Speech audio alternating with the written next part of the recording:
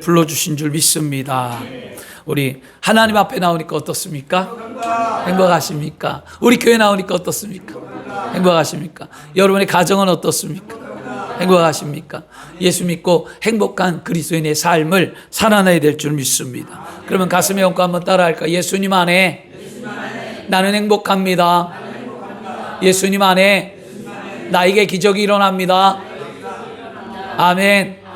예수님 안에서의, 다른 데가 아니에요. 구원받은 하나님의 자녀 안에서 행복이 있고 하나님이 우리를 돌보심을 통해 우리의 삶에 기적이 나타나는 줄 믿습니다. 세상 사람들은 몰라요. 세상 사람들은 십자가가 멸망한 것 같고 아무 의미가 없지만 우리에게는 구원의 능력이 되고 하나님의 살아계신 은혜가 된 줄 믿습니다. 여러분들이 오늘 믿음을 하나님 앞에 보이시길 바랍니다. 아멘. 믿음이 없이는 하나님을 기쁘시게 못하나니 하나님께 나아가는 자는 반드시 그가 계신 것과 그를 찾는 자들에게 상 주심을 믿어야 할지니라. 히브리서 11장 1절이었어요. 여러분 오늘 감사함으로 예배하고 기쁨으로 드려주시길 바랍니다. 오늘 제목이 뭐냐면 따라하겠습니다. 현실의 두려움을 극복하려면 어떻게 해야 되냐니. 현실에. 근데 오늘 참 감사한 건 뭐냐면 이게 오늘 하나님의 은혜가 어떻게 흘러갈까 봤더니 그런 거였습니다. 아들이 토요일마다 기도원 가서 반주를 하고 기도원에서 은혜를 받고 와요. 기도하면서 본인도 설교도 듣고 예배를 드리고 은혜 받고 뭐 용돈도 벌고 뭐 일석이조니까 열심히 갔다 오는데 오늘 콘티를 봤어요. 설교를 미리 주지 않았어요. 제목도 안 줬어요. 그런데 오늘 준비했던 하나님 앞에 찬양을 드렸던 그 찬양이 오늘 제목하고 딱 맞아 떨어졌어요. 아멘. 두려움을 어떻게 극복하는가? 왜 걱정하는가? 보라 하나님의 구원의 능력을. 모든 찬송들이 쭉 이어지면서 제가 은혜를 많이 받았거든요. 그리고 난 후에 또 오늘 우리 권사님 기도 가운데도 은혜를 참 많이 받았어요. 이런 것을 통해 우리는 무엇을 느끼냐면 하나님이 우리 교회를 하나 되게 하신다. 성령의 은혜는요 이런 거예요. 말하지 않아도 알아. 초코파이 정말 때 그 초코파이 그런 것처럼 말하지 않아도 성령은 우리를 감동시키고 서로를 교제하게 하시며 알게 하시는 거예요. 여러분과 함께 아름다운 교회를 만들고 함께 지어져가는 아름다운 우리 주의 백성들이 되어야 할 줄 믿습니다. 오늘 말씀을 통해 함께 나눌 텐데요. 저는 항상 고민하는 게 뭐냐면 왜 성도들이 힘들어할까? 왜 고난 가운데 있을까? 왜 우리에게 두려움이 있을까? 어떻게 하면 그 삶에서 조금 나은 삶으로 살아갈까? 이런 염려를 해봅니다. 오늘 요한복음 20장 19절과 23절에 예수님께서 유대인 그 말씀 뭐냐면 유대인들의 두려움 때문에 유대인들이 예수 믿는 자들을 잡아갈 것 같으니까 제자들이 두려우니까 지금 예수님이 부활했는데도 그 부활의 기쁨을 누리지 못하고 문을 닫고 두려움에 떨고 있었다는 거였어요. 그런데 예수님은 제자들에게 나타나서 세 마디를 하셨다는 거예요. 성경이 오늘 뭐냐? 첫째는 너희에게 평강이 있을지. 아멘. 평강. 예수 믿으면 평안하라는 거예요, 여러분. 그러니까 예수 믿고 걱정하거나 불안하거나 답답하거나 우울하다는 것은 우리가 예수 믿는 증거 가운데 성령의 은혜 가운데 나타나는 삶이 아니라는 거예요. 그럼 빨리 어떻게 쫓아버리셔야 돼요. 아멘. 항상 기쁨에 예수 믿으면 뭐라고요? 기쁨에 트레이드 마크가 있어야 되는 거죠. 그래서 우리는 뭐예요? 주 안에서 항상 기뻐하라. 내가 다시 말하노니 기뻐하라. 사도 바울이 말한 것처럼 예수 믿으면 항상 기쁜 거예요. 아멘. 그 기쁨을 유지할 수 있는 거. 그럼 목사님 어떻게 항상 기뻐요? 그렇죠. 항상 안 기뻐요. 우울해요. 슬퍼요. 그러나 우울하고 슬픈다 한다 할지라도 거기에 매이지 말고 다시 일어나면 돼요, 여러분. 아멘. 우리가 핸드폰이 충전이 떨어지면 용량력이 떨어지잖아요. 속도도 느려지잖아요. 통화량도 떨어지잖아요. 그러나 핸드폰을 충전하면 속도도 빨라지고 충전하고 나면 사용력이 좋아지잖아요. 마찬가지예요. 우리가 항상 기쁘지 않아요. 그러나 우리의 신앙이 떨어질 때, 우리의 마음이 힘들 때 오늘 주님께 맡기고 믿음 안에 나와 기도하고 하나님을 의지하며 다시 사는 거예요. 아멘. 오늘 우리는 다시 살고자 이 자리에 온 거예요. 따라합시다. 주님, 나를 다시 살려주옵소서. 살려달라. 아멘. 여러분 이 얼마나 애절하겠냐고 살려달라. 그래서 평강이 있으라고 말하고 두 번째 뭐예요? 그 평강을 누리기 위해 예수님 뭐라냐? 성령을 받으라. 우리 예수 믿으면 하나님의 영인 성령이 무엇인가를 알고 성령 충만하며 하나님의 임재가 내 안에 있음을 경험해야만 합니다. 아멘. 신앙은 경험이에요. 아멘. 경험하지 않는 신앙이 자라지가 않아요. 오늘도 성령을 받기를 원하고요. 그러면 성령 받은 자가 성령 받은 것으로 끝나냐? 아니라는 거예요. 은혜 받은 자가 뭐하라? 은혜에 보답하라는 거죠. 여러분, 우리가 듣고 생각하고 결단하고 행동하라고 그러잖아요. 근데 우리의 행동이 그냥 어떤 윤리와 도덕으로 인해서 어떤 우리가 예수 믿는 것 때문에 드러나는 삶을 살고자 행동하라는 그런 행동이 아니에요. 만약에 여러분이 그렇게 알고 행동했다면 그거는 여러분 반쪽짜리 행동이에요. 뭐냐? 은혜 속에 행동하라는, 은혜 속에. 어떤 은혜? 구원의 은혜, 하나님이 나를 사랑하는 은혜, 내 삶 속에 역사하시는 하나님, 믿음의 삶을 아는 하나님, 내 안에서 함께 하시는 그 하나님의 은혜로 말미암아 행동하라는 거예요. 왜냐? 뭐라고 얘기합니까? 나무를 보면 그의 열매를 한다고 했어요. 그러면 우리는 그리스도인다운 삶을 살아가려면 내 속에서 은혜 속에 행동하는 삶을 통해 열매를 맺으라. 그러므로 우리의 행동은요, 여러분, 윤리를 말하는 게 아니었어요. 이제부터 잘 또 배우셔서 윤리가 아니라 은혜가 충만해야 행동이 있는 거잖아요. 그래서 오늘 그런 행동을 하시기를 바랍니다. 그러면 예수님의 제자들은 왜 두려웠을까요? 왜 힘들었을까? 무엇 때문일까? 왜 주님이 이런 말씀을 하셨을까? 요한복음 20장 19절을 보면 그렇잖아요.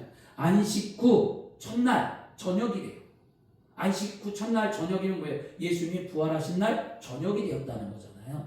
그래서 거기에 다 모였어요. 근데 마가다락방에 모이고 문을 잠갔어요. 근데 막달라 마리아가 예수님이 부활했다고 말해주었죠. 그리고 베드로도 달려가서 보았고 요한도 달려가서 보았죠.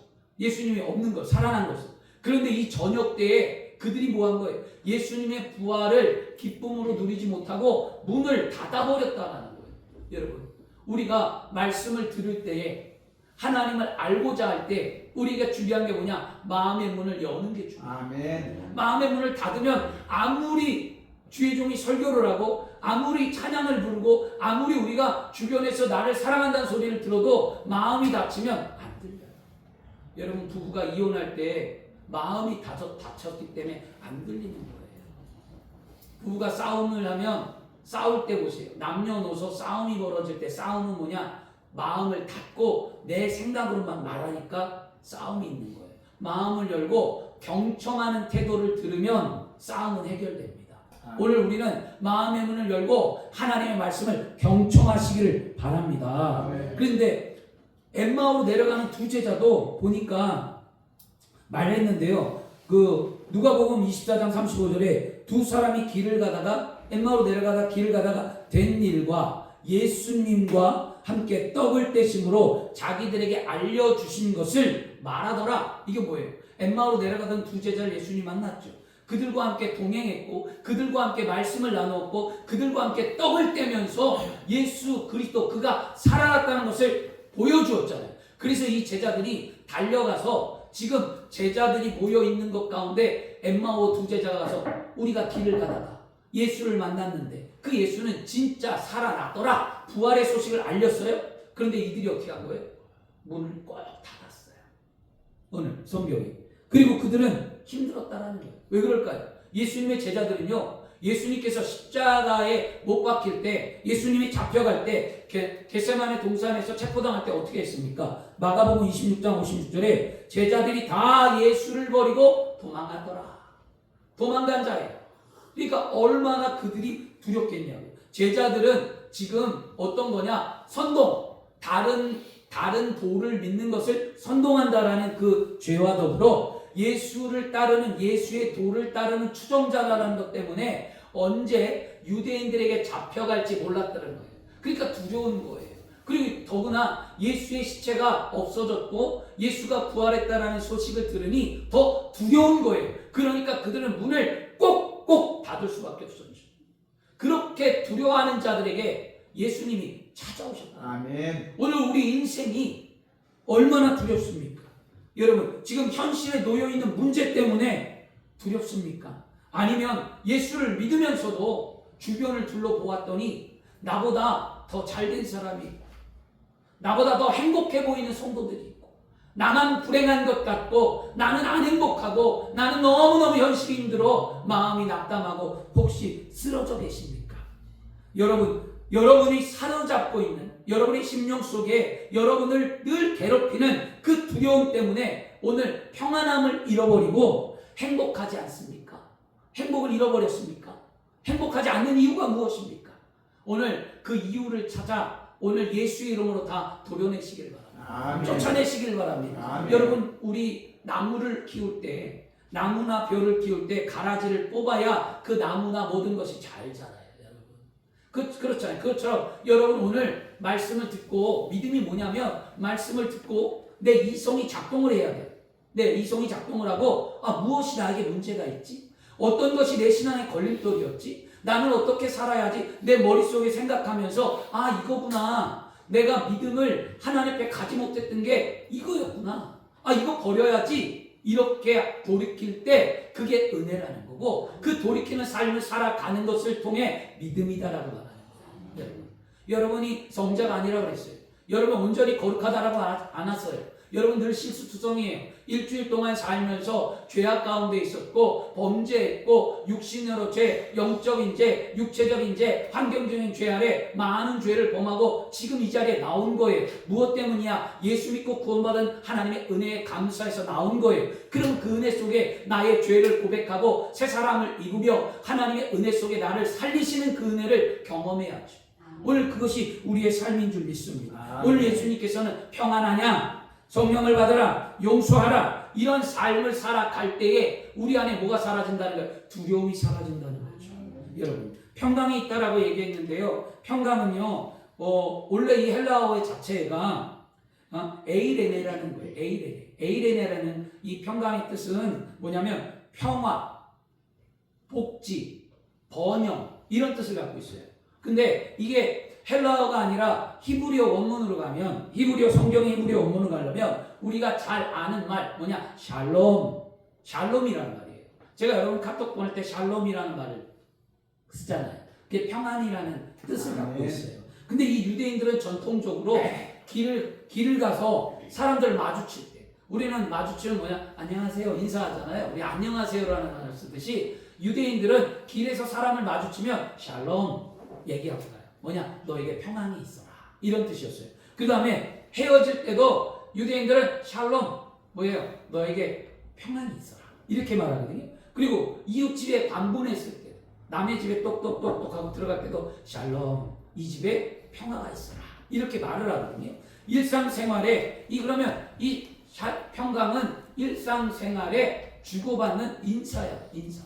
그런데 오늘 예수님께서 말씀한 이 평강은 일상생활 속에서 우리가 인사하는 평안과 다르고, 어떤 평안이냐? 예수 그리스도와 함께하는 평안을 말해요. 아멘. 여러분, 일상생활에서 입술처럼 그냥 샬롬 그냥 말하는 것이 아니라 진짜 우리 속에 그리스도가 있고 하나님의 은혜가 있어서 내가 기쁨의 모습을 말하는 거죠. 우리는 형식적으로 할 때가 있잖아요.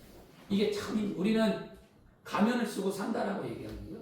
가면을 쓰고 그런데 그 형식적인 삶 어쩔 수 없잖아요. 내가 화가 나도 쓰려도 어떻게 합니까? 항상 웃어야 돼. 이거 얼마나 힘들겠냐고요. 그런 삶이 얼마나 고통스럽겠냐고. 직장을 가도 그렇고, 사회를 가도 그렇고, 누군가 만나도 그렇고, 나 오늘 슬픈데 슬픈 내색을 하지 못하고, 내가 억울한데 억울하지 못하고, 그냥 항상 웃어야 되는데 이게 얼마나 힘들겠냐고요. 그래서 연예인들이 힘들었던 게 뭐냐면요, 연예인들은 힘들어요. 왜냐면 상을 당해도, 계약을 했으면, 오늘 코미디 프로그램에 계약을 했으면 오늘 아버지가 돌아가셨는데 상주라 하더라도 코미디 프로에 녹화가 있으면 거기 가서 웃어야 돼. 힘들죠. 가수는 오늘 노래가 계약이 되어 있으면 오늘 상이 났으면 뭐예요? 노래를 해야 돼요. 아버지 상을 못 지켜요. 그런 슬픔을 만나도 표현을 못 해요. 이거 얼마나 힘들겠냐고요. 그렇죠? 그런 것처럼 우리 그리스도인들도 그렇다는 거예요, 여러분. 저도 마찬가지예요. 저도 예전에 제가 말씀드렸듯이 저희 사모하고 위기를 겪고 힘들 때, 어려울 때 제가 주의 종이었어요. 전도사였어요. 그런데 그 아픔의 슬픔을 누구에게 말할 수 없잖아요. 그러니까 성도들한테 그냥 할렐루야 그냥 인사하고 다니지만 나는 힘든 거예요. 가정이 깨어질 위기에 놓이고, 아내가 힘들어하고, 이런 어려움, 이런 거 어떻게 해결해야 되겠냐고. 무엇 때문일까요? 우리 안에 기쁨이, 진정한 기쁨이 있으면 우리가 그걸 이겨낼 수 있다는 거예요. 이제 형식적으로 삶을 살지 마세요. 형식적으로 그리스도인의 삶을 표방하지 마세요. 어떻게 하라고요? 진짜 내 안에 예수가 있고 진짜 내가 구원받은 자녀고 진짜 신앙인답게 기쁨의 말을 하고 기쁨의 표현을 하는 그리스도인 되기를 원합니다. 형식을 벗어 던져야 돼요. 허례허식을 벗어 던져야 돼요, 여러분. 그게 진짜예요, 여러분. 아프면 아픈 거고 힘들면 힘든 거지. 그걸 왜 말을 못하겠냐고요.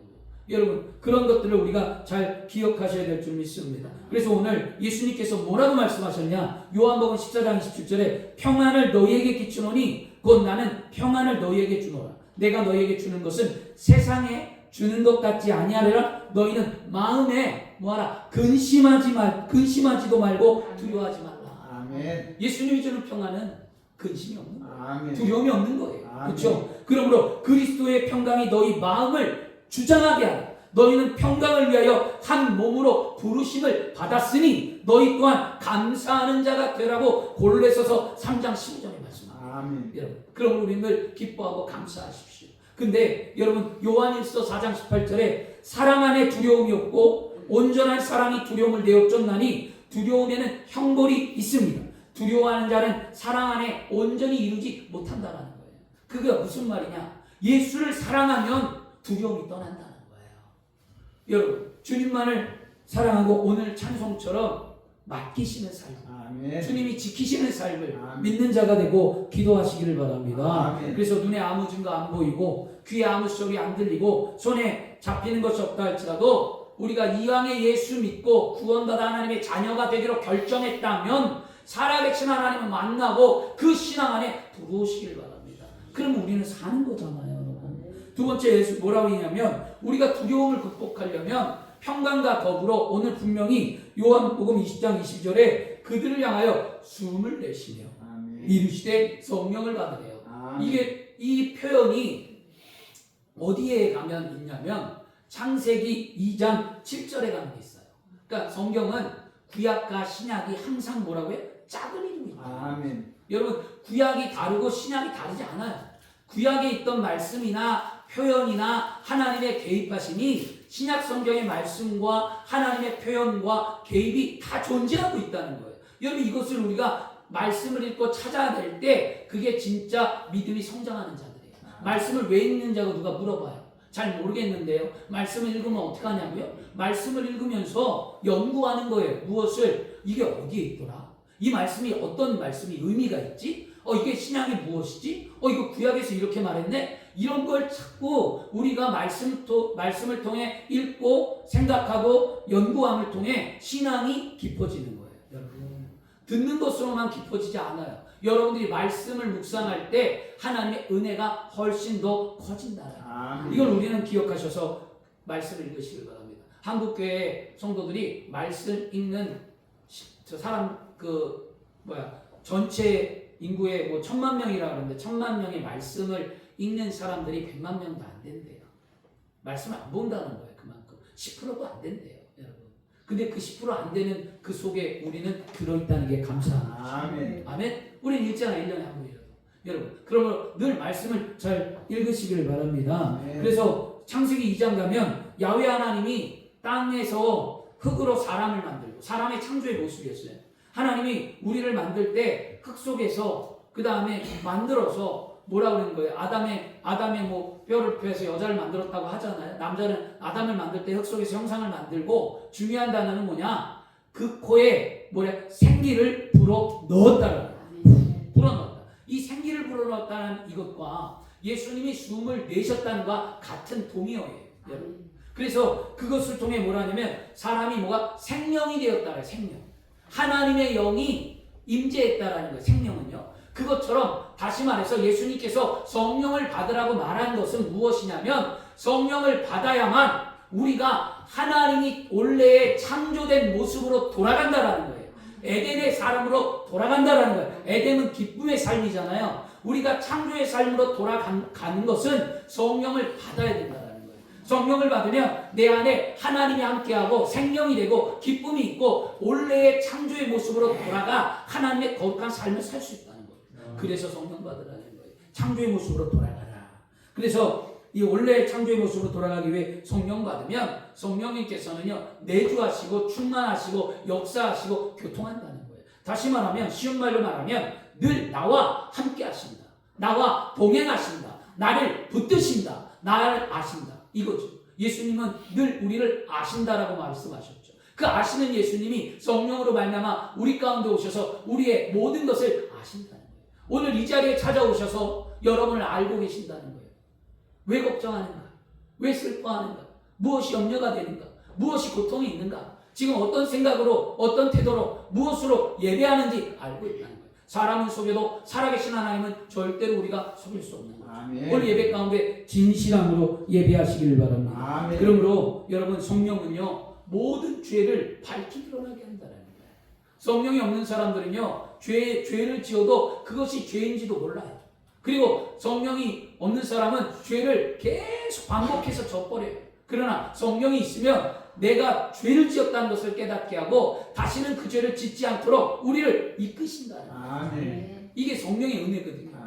그렇게 될 때 우리가 뭐한다? 성화된다, 아름다워진다, 거룩해진다, 변화된다. 그거 새 사람을 입는다라는 의미거든요. 그렇게 되시길 바랍니다. 그래서 우리 그러면 목사님 성령이 뭐냐는 거죠. 성령은요 예수를 주로 시인할 때 이미 우리 속에 오신 거예요. 근데 그 성령을 우리가 알지 못하고 그 성령을 깨우지 못하니까 힘든 거죠. 예수님과 함께 제자들이 갈릴리 호수를 건널 때 성경에 보니까 배를 탔잖아요. 근데 예수와 함께 배를 타고 갈릴리 호수를 건널 때 예수님이 주무셨다고 그랬어요. 그때 뭐가 왔어요? 풍랑이 일었잖아요. 그 풍랑 속에 예수님을 깨워서 예수님 우리가 죽게 되었습니다 하고 예수님을 깨울 때 예수님 뭐라고 말씀하십니까? 바다야 잠잠하라, 바람아 잠잠하라, 파도야 잠잠하라. 자연을 향하여 잠잠하라고 선포할 때 잠잠해졌다고.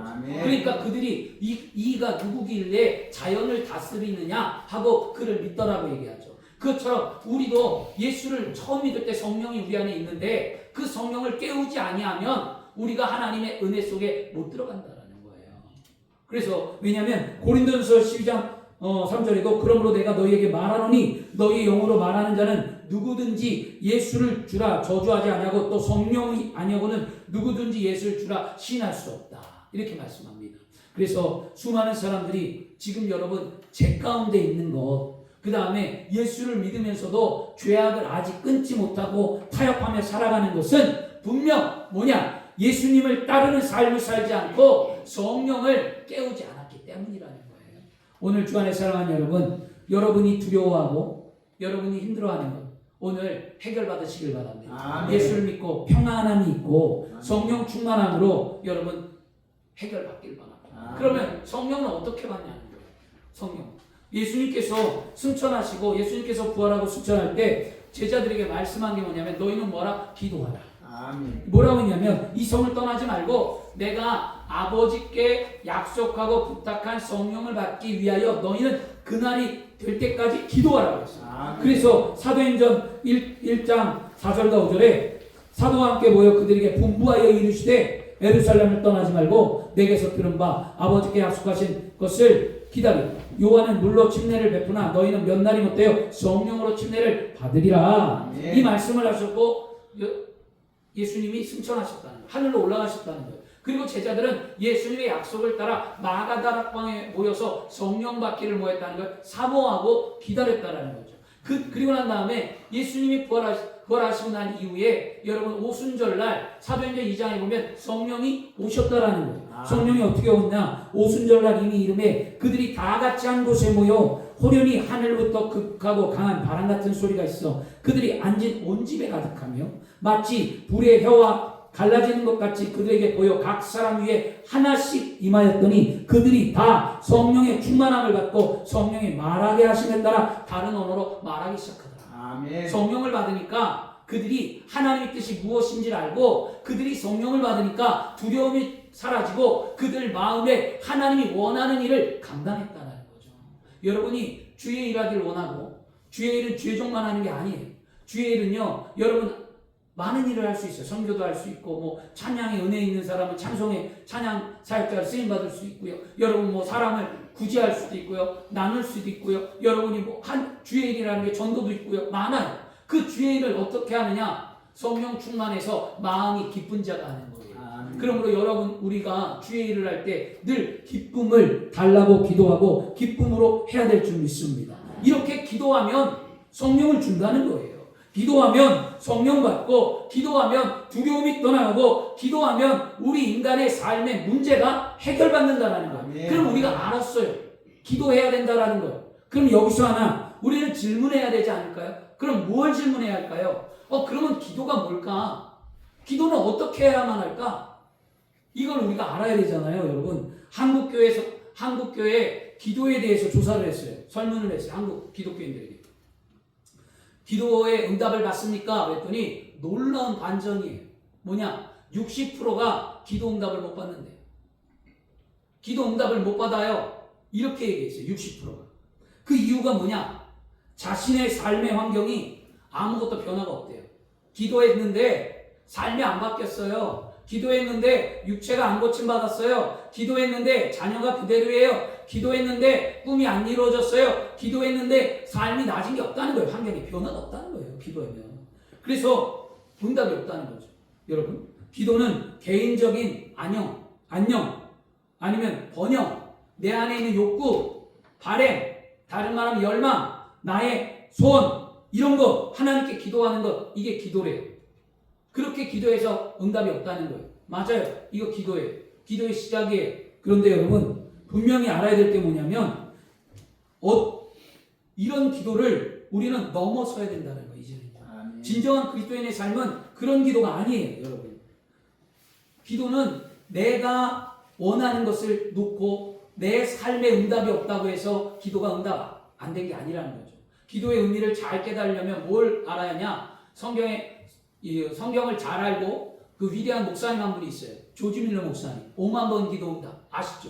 여러분 5만 번이에요. 기도가 응답이 5만 번이래요. 5만 번 응답을 한번 따져볼까요? 하루에 한 번씩 응답을 받으면 몇 번이죠? 365번이잖아요. 10년이면 10년 동안 응답을 받았으면 3650번이에요. 그러면 100년의 응답을 받으면 36,500번이에요. 그런데 조지 밀러 목사님은 5만 번 응답을 받았대요. 100년도 못 살았어요.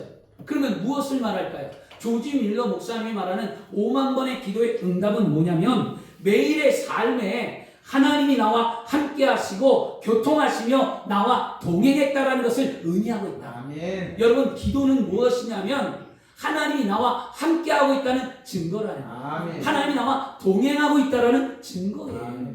우리가 기도를 수학 공식처럼 생각합니다. y는 fx에 갖고 함수값에 값을 넣으면 값이 떨어지는 줄 알아요. 공식으로 기도하는 거 아니에요. 내가 이만큼 기도했고 내가 이만큼 바랬고 내가 이거 했으니까 하나님 나에게 이렇게 주겠지. 내가 이만큼 감사했고 내가 이만큼 전도했고 내가 이만큼 했으니까 하나님 나에게 주겠지. 이건 뭐예요? 무슨 우리의 믿음 생활을 어떤 공식에 대입하듯이 이만큼 하면 이만큼 줄 거야 라고 생각한다면 그걸 버리시길 바랍니다. 아멘. 여러분 그건 기도가 아니에요. 하나님 그런 하나님이 아닙니다. 여러분 우리는 기도에 응답이 없는 이유가 바로 그건데요. 기도의 응답은 무엇이냐면 오늘 기도가 무엇인지 알아야 됩니다. 기도는 뭐냐 따라하겠습니다. 하나님과의 교제의 통로다. 따라합니다. 기도는 하나님의 도움을 받는 통로다. 기도는 자신을 변화하는 통로다. 기도는 관점을 변화받는 통로다. 아멘. 이게 무엇을 말해주냐면 하나님은 우리를 늘 사랑하셔서 하나님은 우리를 통해 뭐하냐 교제하기를 원한다는 거예요. 아멘. 사랑하는 아들아 나와 함께 하자. 그 아가서에 뭐라고 그러죠? 사랑하는 자야 어여쁜 자야 나와 함께 일어나 가자 이렇게 얘기하잖아요. 그러면 하나님 늘 우리를 사랑하셔서 우리가 교제하기를 원합니다. 여러분 남녀가 서로 사랑하고 예전에 여러분들이 결혼을 하고 부부의 인연을 맺을 때 어떻게 했습니까? 사랑하니까 함께 있고 싶고 사랑하니까 늘 같이 있고 싶고 그래서 결혼한 거 아니에요. 근데 지금은 왼수가 됐죠. 그죠? 아닌 사람도 있겠죠. 속으로는 그렇게 얘기한다는 거예요. 참 안타깝죠. 많은 사람들이 노년이 되면 황혼이혼율이 높아요. 황혼이혼이 높대요. 왜? 혼자 살고 싶대. 지겹대. 그 누가 그럴까요? 여성들이. 남성들은 아주 껌딱지 마냥 여자 꼭 붙어 다니고 어디 가면 다 데리고 다녀. 근데 여성들은 좀 그만 좀 지겨워. 이렇게 얘기합니다. 저희 사모도 때로는 저한테 지겹다. 더 잘해야 돼.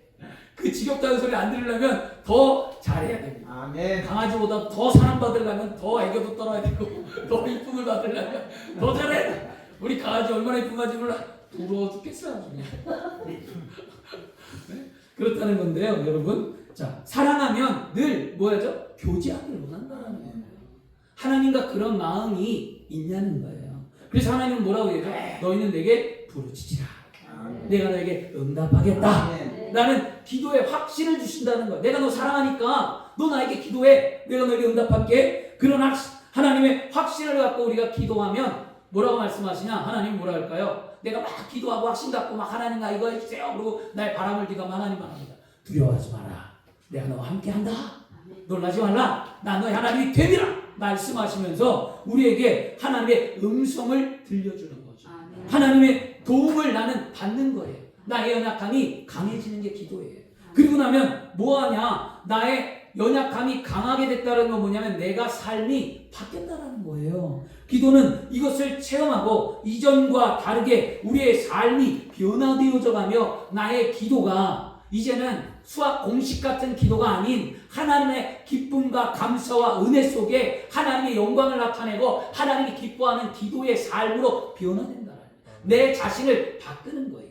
예전에는 기복신앙 같았고 예전에는 샤머니즘 같았고 예전에는 세상 사람들이 비는 복과 같은 기도를 드렸다면 이제는 그런 기도가 아니라 진정한 그리스도인으로 하나님의 영광을 위하여 하나님이 나를 통하여 쓰시고자 하는 그의 삶에 합당한 은혜의 삶으로 작용하며 기도한다는 거죠. 나를 변화시켰다는 거예요. 오늘 하나님 내 삶이 그리 아니하실지라도 하나님 내 육체가 고침 받지 못할다 할지라도 하나님 내 환경이 열리지 않는다 할지라도 하나님 내 삶이 그대로인다 할지라도 나는 주를 찬양하고 나는 주를 위해 죽고 살고 나는 주님을 위하여 아름다운 삶을 산다라고 고백할 수 있는 고백이 어디서 나오냐는 거예요. 바로 내 삶이 바뀌었기 때문이죠. 그게 기도였어요. 여러분 오늘 우리는 그렇게 찬양했어요. 여러분 찬송 소리를 들으면서 느낀 게 뭐냐면 변화됐구나. 자신을 바꾸고 있구나. 자신이 변화되어 있구나. 지금 여러분 문제가 풀렸습니까? 지금 여러분 나아진 게 있습니까? 지금 여러분 해방받은 게 있습니까? 아무것도 없어요. 우리 똑같아요. 근데 지금 왜 눈물을 뿌리고 왜 지금 감사하고 왜 지금 이 자리에 예배에 있습니까? 여러분이 변화되었기 때문에. 그게 은혜라는 거예요. 여러분. 그리고 나면 무엇이 바뀌냐? 나의 관점이 바뀐다는 거예요. 관점이 생각이 바뀌는 거예요. 여러분 이건 뭐냐면 예전과 다르게 기도 안에서 우리의 문제는 뭐냐? 기도 안에서 우리의 문제는 이미 응답받은 거예요. 여러분. 그런데 아직 현재는 환경은 그대로 있는 거예요. 그러나 반드시 그 환경이 응답된다라는 게 우리의 기도요, 우리의 신앙이에요. 그거예요. 이게 믿음이에요. 기도는 그거예요. 내가 기도했어요. 하나님 나에게 은혜 줬어요. 그래 나는 이미 응답됐다. 나의 꿈도 이루어졌다. 나의 삶도 나아졌다. 나는 치료받았다. 내가 믿어요. 근데 내 현실은 안 변하고 현실은 그대로 있고 아무것도 없지만 그래도 이미 이 현실 속에서 어떤 믿음의 삶을 사느냐 하나님이 함께 하시기에 이 문제가 떠나가요. 반드시 하나님 응답하신다고 했기에 응답된다라는 믿음을 갖고 삶을 사는 거예요. 아멘. 여러분 오늘 그렇게 사셔서 하나님 앞에 나가시기를 바랍니다. 그래서 오늘 그러면 여러분 마지막은 뭐냐면 우리가 이제 기도를 하고 난 후에 어떻게 하라는 걸까요? 두려움이 떠나고 은혜 속에 살려면 오늘 23절에 이렇게 얘기하죠. 너희가 누구의 죄를 사하면 사하여질 것이요 누구의 죄든지 그대로 두면 그대로 있으리라 하시리라 라고 말씀합니다. 이걸 뭐냐면 사하다는 건 뭐냐면 용서하라는 거예요. 용서하라. 근데 이 말씀이 참 애매하게 카톨릭에서는요 이 주장을 갖고 뭐라고 얘기하면 카톨릭에서는 예수님께서 제자들에게 죄 사하는 권세를 주셨으니 전통을 이어받아 누가 신부들에게 죄를 고백하면 신부들이 그들의 죄를 사해주는 권세가 있기에 뭐 하는 거예요? 고해성사를 하는 거예요. 이 말씀을 갖고. 근데 저는 이 말씀이 잘못됐다고 생각해요. 여러분 죄는 우리는 용서할 수 있어요. 그러나 죄는 분명히 누가 하나님만 사하시는 거예요. 아멘. 인간이 죄를 사할 수가 없어요. 아멘. 카톨릭에서 잘못 해석합니다. 왜냐하면 마가복음 2장 7절에도 오직 하나님 한 분 외에 누가 능히 죄를 사하겠느냐. 아멘. 하나님 하나님 한 분 외에 누가 죄를 사하겠냐고요. 우리는 그냥 용서하는 거지 그들의 죄를 내가 뭐 사했다. 너 죄값 다 치렀어. 너 나에게 이런 거 내가 다 용서해 줄게. 너 죄 없어. 이게 아니라 나는 용서했는데 나는 너를 용서했지만 너의 죄는 하나님께 맡겨라. 이게 정답이에요. 내가 뭐 잘났다고 내가 용서를 하고 완전히 그의 죄를 사해 주냐고요. 그건 아니잖아요, 여러분. 그래서 우리가 기억해야만 합니다. 누군가를 용서하지 않으면 마음이 참 불편하고 평강이 없어요. 저는 예전에 억울한 재판을 받을 때 저를 음해하고 저 해치려고 했을 때 그들을 용서할 수가 없었어요. 그리고 난 다음에 설교를 들으면 뭐 하죠? 늘 용서하라. 그리스도의 사랑으로 용서하고 품으라는 설교를 들을 때마다 늘 마음이 불편한 거예요. 난 용서하지 못하겠거든요. 정말 싫거든요. 그리고 또 언제는 그런 마음이 드는 거예요. 뭐냐면 다른 재판으로 나를 또 걸고 넘어지지 않을까?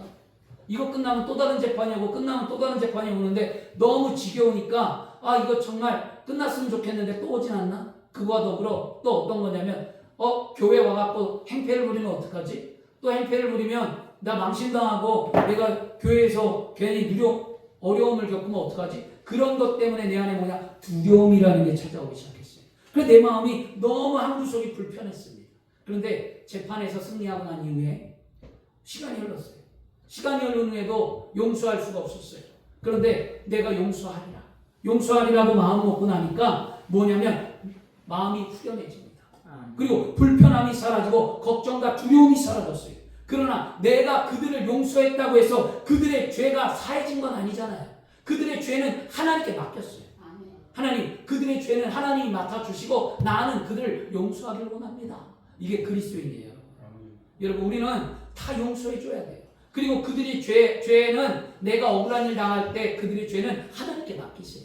하나님이 해결하십니다. 분명히. 그래서 우리는 넘지 못할 산이 있거든 이 찬송 우리가 불렀잖아요. 찬양 가운데도 분노가 있거든 주님께 맡기라잖아요. 슬픔이 있거든 맡기래잖아요. 나야 살아가는 걸 눈물의 골짜기라고 얘기하죠. 예수 믿는 신앙생활 기쁜 일만 있지 않아요. 여러분. 세상과 똑같은 삶을 살아요. 여러분. 예수 믿는다고 요행바라지 마세요. 세상과 똑같이 우리도 그 길을 걸어가는 거예요. 그러나 그 고난의 길을 걸어간다 할지라도 우리는 세상은 죽고 힘들고 고통 속에 있다고 아파하지만 우리는 그 길을 똑같은 길을 걸어도 주님과 함께 동행하기에 살아계신 하나님 나와 함께하기에 그 길이 두렵지 않은 것뿐이에요. 그 길에 감사함이 있는 것뿐이에요. 왜냐? 나를 안아주시고 나를 건너주시고 나를 붙잡아주시고 위험에서 건져주시는 하나님이 있기 때문이죠. 그러므로 우리는 감사하셔야 될 줄 믿습니다. 믿음이 있는 우리가 현실의 두려움을 극복했다는 증거가 뭐냐? 여러분 분명히 아셔야 됩니다. 믿음이 있어요? 그러면 현실을 극복했다라는 증거, 믿음의 삶을 살아가는 증거, 그건 뭐냐? 행함으로 나타내는 거예요. 삶으로 드러내는 거예요. 그래서 용서는 사랑의 결정체고 부활 메시지의 완성이었습니다. 우리가 하나님 앞에 큰 용서를 받았고 우리가 하나님 앞에 은혜를 받았는데 누구를 품지 못할 게 뭐가 있겠냐고. 여러분 미운 사람이 우리 한 사람 정도 존재합니다. 용서 못하는 사람이 존재합니다. 여러분 그거 풀어내셔야만 합니다. 세상의 싸움은요 힘으로 싸우지만 그리스도는 용서를 통해 승리를 얻는 거예요. 예수님은 십자가 위에서 용서를 행하셨잖아요.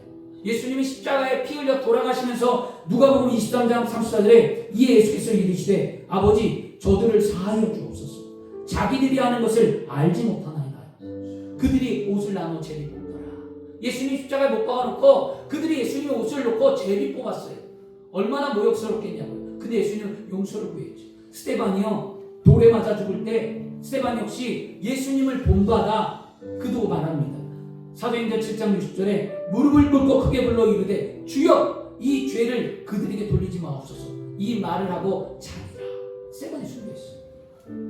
원수를 사랑하고 용서하는 삶이야말로 진정한 승리의 길이며 하나님께서 그의 삶을 기억하고 갚아줍니다. 그러므로 마음속에 원한을 내려놓고 예수의 사랑에 힘입어 용서하는 삶을 살기를 축원합니다. 우리가 이런 삶을 살아갈 때 우리 현실에 놓여있는 두려움이 해결되는 줄 믿습니다. 그렇다고 해서 여러분 용서해 주었다고 해서 내가 어리석게 피해보라는 거 아니에요. 내가 손해보라는 거 아니에요.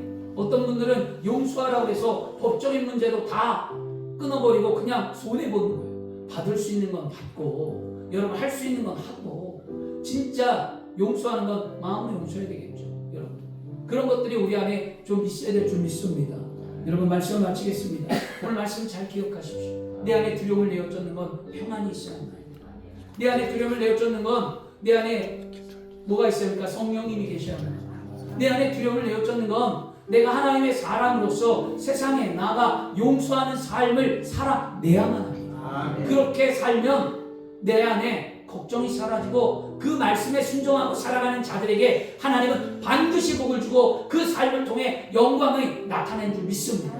우리 모두 다 이런 삶을 살아냄을 통해 세상에 빛이 되고 이런 삶을 살아냄을 통해 진정한 그리스도인이 되어 행복한 삶을 증거하고 죽어가는 영혼을 살리는 복된 교회, 복된 주의종, 복된 성도가 되기를 그리스도의 이름으로 축원합니다. 기도하겠습니다.